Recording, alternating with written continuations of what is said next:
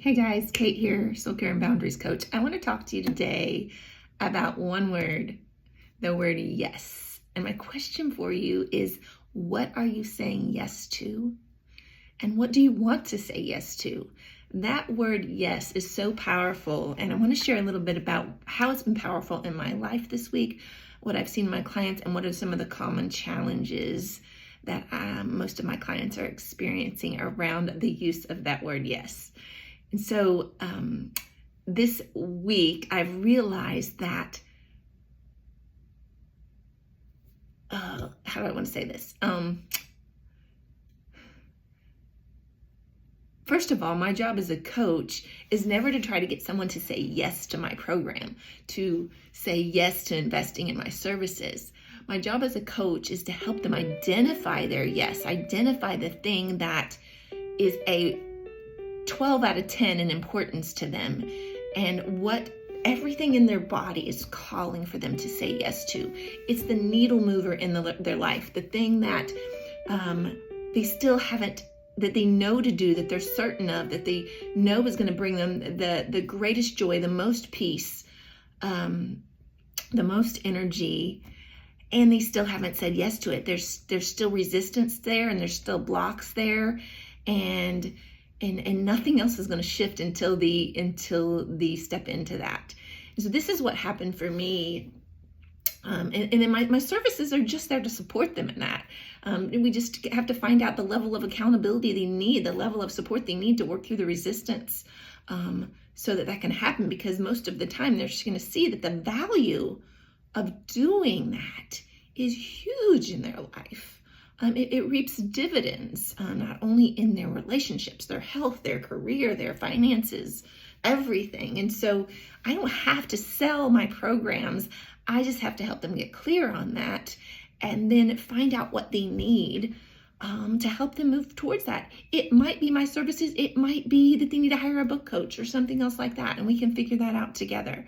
But most of the time what I see is it doesn't matter how many business coaching programs we invest in or how many tools or workshops we go to, if we have resistance coming up, we're going to be blocked all day long. And so that's where my work can be really powerful, and it's amazing to be able to provide that for people.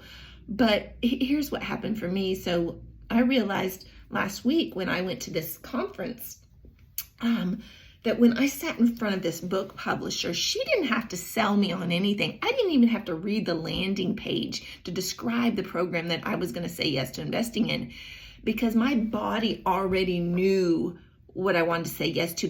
Before I even stepped into that room, I already knew what my yes was. I already knew it with every fiber of my being, that this was something that I'd kept postponing, that I wasn't doing until I stepped into it and said yes to that. My business wasn't going to flourish. My health wasn't going to flourish. I was going to keep craving sweets. I was not going to have any motivation to take care of myself better. That I knew what the needle mover was, and I knew what I had not been saying yes to. It kept getting put on the back burner. And so, again, all I needed was to know that their services could support me in that I could have accountability and encouragement and support in moving forward into that yes. But here's what I find happens so often is, instead of saying yes to those things, we have so much resistance around it because we're saying yes to obligations, to duties, to things that we think we should be doing, or things we think we're just skilled at. That we're saying yes to responsibility. We're saying yes to all the things. Right? And as long as we're doing that, we're going to deal with depression and anxiety and binge eating and relationship problems. And it's just going to go on and on and on. And we're going to struggle with our boundaries. Because if we're not clear on our yes, there's no point even working on our boundaries. We don't know what we're putting boundaries around. And I'll give you an example. I had a woman that was really clear on what she wanted and what she needed in her life. But something got in the way this week of reconnecting on a connect call today to move forward into that. And it was an obligation. Instead of saying, "Ooh, I have this on my calendar, I can't say yes to you. I'm going to meet with Kate because this is important for me." someone asked her if she could watch their son, and she felt obligated to say yes because that person did a lot for her. And so we want to be able to do things for people. We want to be able to care and give and be available for people, but we cannot be available and we cannot have energy to open up to doing things for other people if we are not saying yes to ourselves. If we're constantly giving away and doing everything out of obligation, resentment builds, overwhelm builds, it starts to hurt the relationships, and the little girl in us gets really frustrated and really discouraged and really unseen.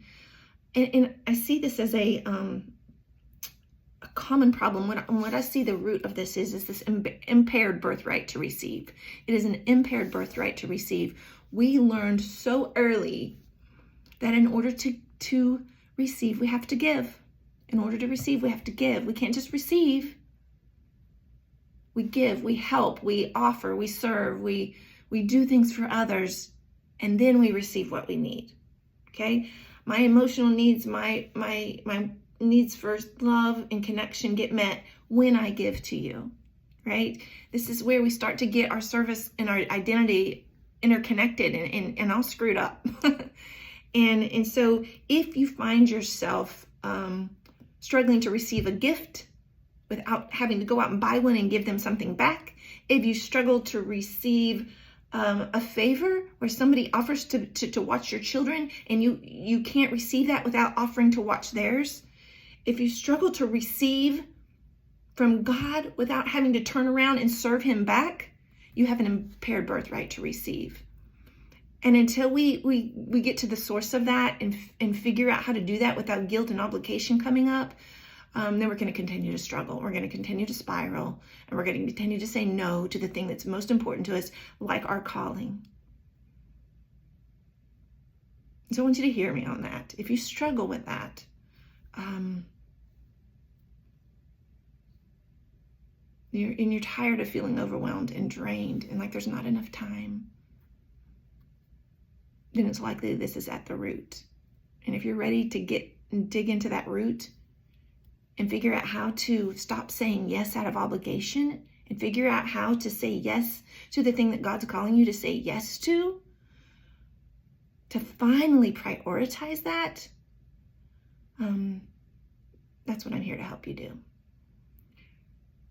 Sending lots of hearts, lots of love. I totally get this. I've been there. Comes up for me. It's still a challenge. Still something I have to be really aware of. I've put this writing thing on the back burner for the last couple of years. I've been focusing on my business. I love my business. I love helping clients. That feels like a yes to me. But what I didn't realize is that I was trying to do this to get to the writing. As if I had to do this to get here. I had to bring in the finances and the income and able to do this. Is there resistance around this yes that I'm saying now? Absolutely.